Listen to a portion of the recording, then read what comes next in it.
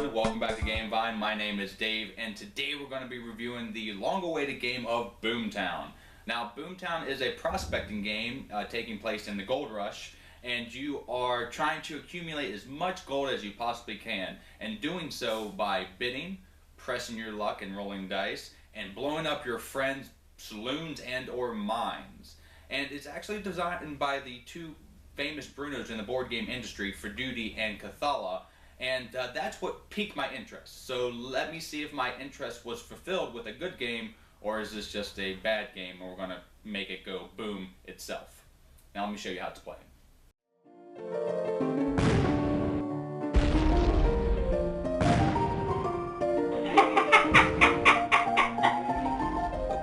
So before I show you how to play, let me show you what comes in the box. The box isn't actually that huge, and there isn't that many components in it either. Though the components are pretty good, well, most of them. Face to Face has provided us with 5 different languages, English being one of them, so if you are an English reader, you're in luck there. The next thing we have in the box are the white and the black dice. I don't know why they provided me with 2 different colors, because the pips and the numbers on the dice don't matter on either color. The next thing we have here are the mare pieces. They're pretty big and chunky, well painted, and they're wooden, so they're nice. I really like the mare bits. The next wooden bits are the little kind of assistant mare hats, I guess we call them. These go on the saloons, and I'll let you know how that works later on in the video. Those are also wood and nice and well painted, and they kind of fit on top of the wooden mares. The next thing that we have are the chips. They're pretty basic, interlocking plastic chits. The blue ones are 10, the red ones are 5, and the white ones are blue. There are more.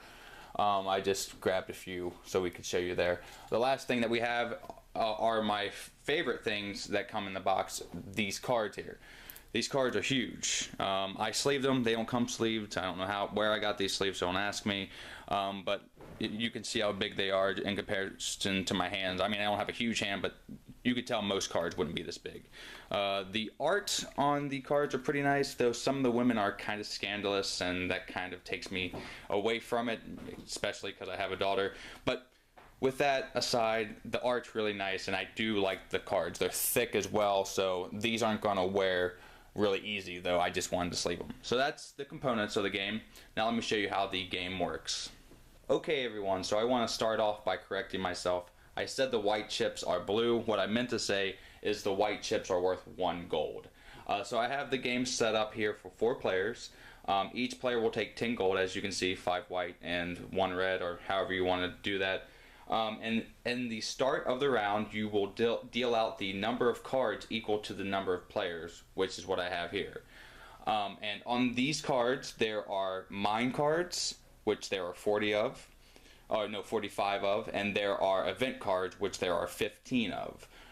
In the first round, there has to be all mines. So if you were to happen to flip up a event card like this, you would just put it back in the deck and keep flipping them until you have all mines in the first round. But after that, the events can appear on the board. So what you're doing on your turn is you are betting. You determine the start player however you want to do it, dice, who has the most money in their pocket. So once you have determined that, they will then start off with a bid of, say, like 1. Say they want to try to get like the 11 here.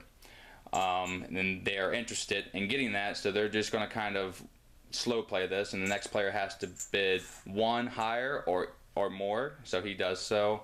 And then this player would bid 3, so forth and so on until everyone passes. Let's say the end result was the start player wound up bidding 6. Everyone else will collect their bids, and if they didn't win, all the losers, so they keep their money.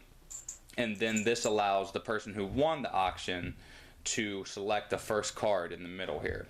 But the catch is, which is probably my favorite thing about this game, is this bet doesn't go into the bank. It actually gets distributed to the other players. So you'll go starting to your left, you'll give the 6 to the player here, and he will round up and take half of the bet, and then give the rest to the next player to the left, and he will take half of it rounded up, and this player right here will get the last bid. It never goes back to the start player. If there's any left, that actually goes to the bank. But I thought this was interesting and really cool mechanism, and leave it to the Brunos to think of it. And so if you're not winning bets, you're eventually gonna win a good auction because you're gonna have so much money. So that's how the auctioning happens in the game. Now let me go over what the cards do. Okay, so I mentioned mines. Mines come in 5 different colors, and they also have a corresponding city to that color. Like the red ones here are Coyote City. They come in red, blue, purple, yellow, and green. Cactus Junction. This really matters because you're gonna be getting the corresponding color when it comes to mare, and mare helps you get money in the game. So I'll get to that a little later in the video.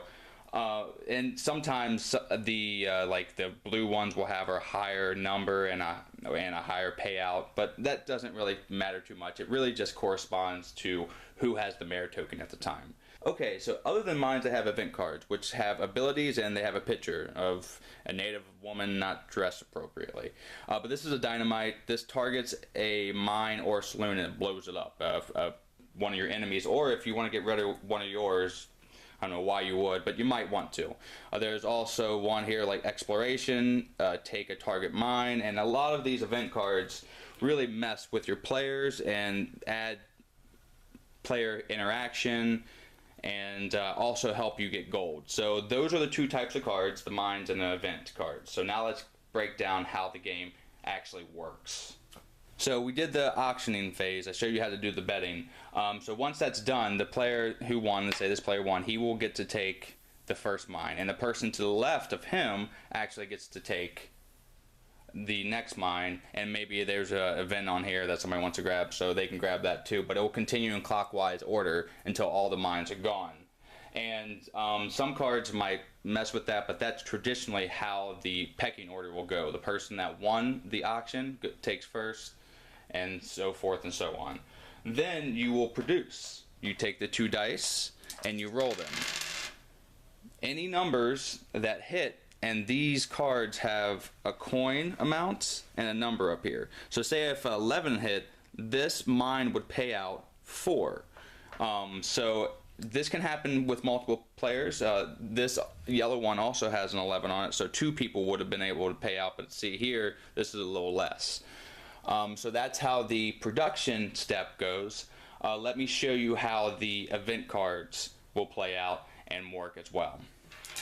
Okay everyone, so I have a few events set out here. I'm also going to explain how the mare works. The mare comes into play when a player gathers 2 of the same color mines. Once that happens, he will claim the mare piece like so.